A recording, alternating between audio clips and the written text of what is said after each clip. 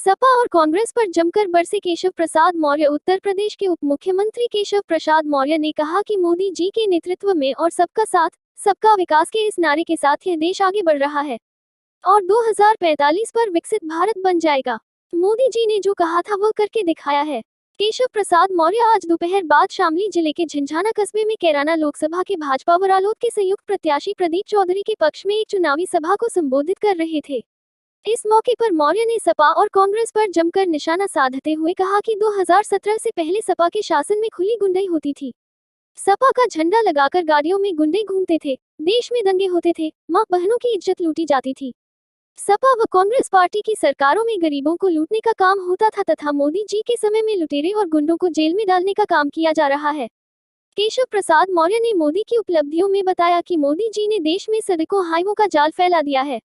गरीबों के देवता एवं बिहार के कर्पूरी ठाकुर व किसानों के मसीहा एवं देश के पूर्व प्रधानमंत्री चौधरी चरण सिंह जी को भारत रत्न से सम्मानित कर पिछड़े वर्गों व किसानों का सम्मान किया है।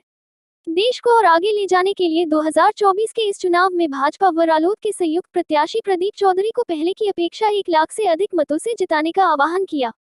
करीब 4 बजे उप मुख्यमंत्री यहां मंच पर पहुंच गए थे, जहां झिंझाना के चेयरमैन से लेकर सभी नेताओं ने पुष्पचक्र पहनाकर उनका जोरदार स्वागत किया। सभा को फायर ब्रांड नेता एवं पूर्व कैबिनेट मंत्री सुरेश राणा, प्रत्याशी प्रदीप चौधरी आदि नेताओं ने भी संबोधित किया।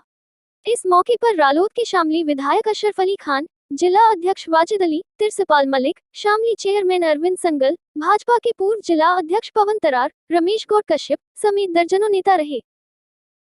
उत्तर प्रदेश कांग्रेस में भारत देश होने जा रहा है। भ्रष्टाचार करने वाले, अपराध करने वाले, माफियागिरी करने वाले, दंगा करने वाले भारतीय जनता पार्टी इनके खिलाफ कार्रवाई कर रही है और हमारी सरकार आगे भी कार्रवाई करेगी। इनके अलावा जो भी हैं, सबका साथ सबका विकास, इसे सबका वोट और सबका आशीर्वाद हम मांगते हैं। सपा प्रत्याशी का भाई जो सपा ने ले वो वोटरों को धमका रहा है, कह रहा है कि बीजेपी वालों को देखने। चुनाव आयोग ऐसे धमकी देने वालों से निपट लेगा। अच्छा, मुख्तार अंसारी के ऊपर आपका एक बयान आया था कि दिए जले हैं, इसके बारे में उस पर क्या कहना है? जिसको मरना था वो मर गया और जिनको रिश्तेदारी निभाना तो रिश्तेदारी निभा लिए। हम लोग अपराधियों के खिलाफ है, माफियाओं के खिलाफ। 2047 तक विकसित भारत बनाएंगे। अब यह भी एक कागज में लिखा हुआ, कई लोगों को सब जो पढ़े लिखे वो सब समझते होंगे, लेकिन मेरे बहुत सारे ऐसे परिवार हैं, किसान हैं, मेरे साथी हैं, जो बहुत सारे लोग नहीं विकसित भारत का अर्थ समझते होंगे।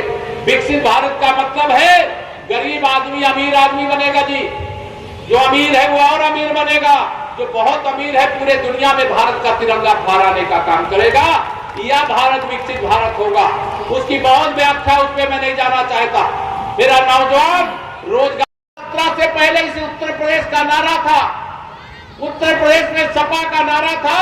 सपा का नारा खाली प्लाट, खाली मकान हमारा रहता था कि नहीं रहता था बताओ। और मैं कहा करता हूं, जिस गाड़ी में सपा का झंडा उस समय रहता था, उस गाड़ी में निश्चित तौर से गुंडा ही बैठा होता था, अपराधी ही बैठा होता था, माफिया ही बैठा होता था।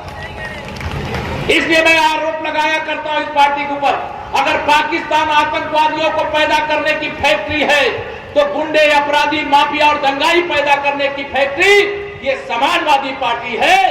और इस पार्टी के साथ जो कांग्रेस है, ये भ्रष्टाचार के दलदल में इस देश को डुबोने का काम किया। इसे कांग्रेस पार्टी को मैं भ्रष्टाचार के अम्मा की अम्मा कहता हूं। आपको अभिनंदन देना चाहता हूं। तो इसलिए सपा वाले चूंकि सत्ता में थे, गुंडागर्दी कर रहे थे, अपराध कर रहे थे, दंगे करवा रहे थे, जमीनों पर कब्जा कर रहे थे, मकानों दुकानों पर कब्जा कर रहे थे। कोई पीड़ित व्यक्ति अगर थाने में शिकायत लेकर के चला जाए तो पीड़ित के खिलाफ कार्रवाई होती थी, पीड़ित करने वाले के खिलाफ कार्रवाई नहीं होती थी। आज मैं यह कहने के लिए विवश हूं, और जिसने खाया है पाई पाई वसूल करके गरीब की भलाई में, देश की भलाई में, किसान की भलाई में, नौजवान की भलाई में और हमारी माताओं बहनों की भलाई में लगा देने का काम करूंगा।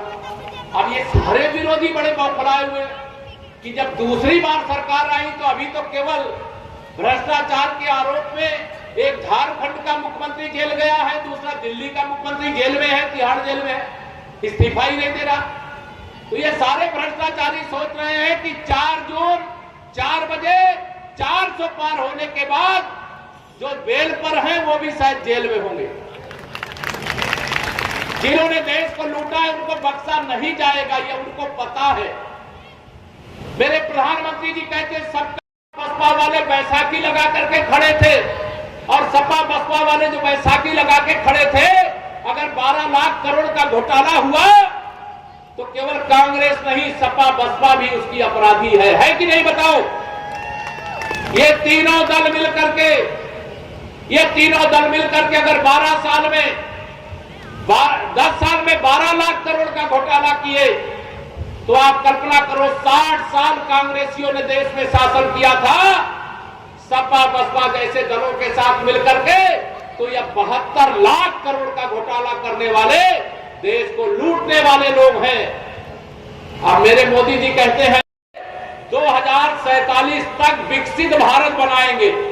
अब यह भी एक कागज में लिखा हुआ, कई लोगों को सब जो पढ़े लिखे वो सब समझते होंगे, लेकिन मेरे बहुत सारे ऐसे परिवार हैं, किसान हैं, मेरे साथी हैं, जो बहुत सारे लोग नहीं विकसित भारत का अर्थ समझते होंगे। विकसित भारत का मतलब है गरीब आदमी अमीर आदमी बनेगा जी, जो अमीर है वो और अमीर बनेगा, जो बहुत अमीर है पूरे दुनिया में भारत का तिरंगा फहराने का काम करेगा, यह भारत विकसित भारत होगा। उसकी बहुत व्याख्या उस पर मैं नहीं जाना चाहता। मेरा नौजवान रोजगार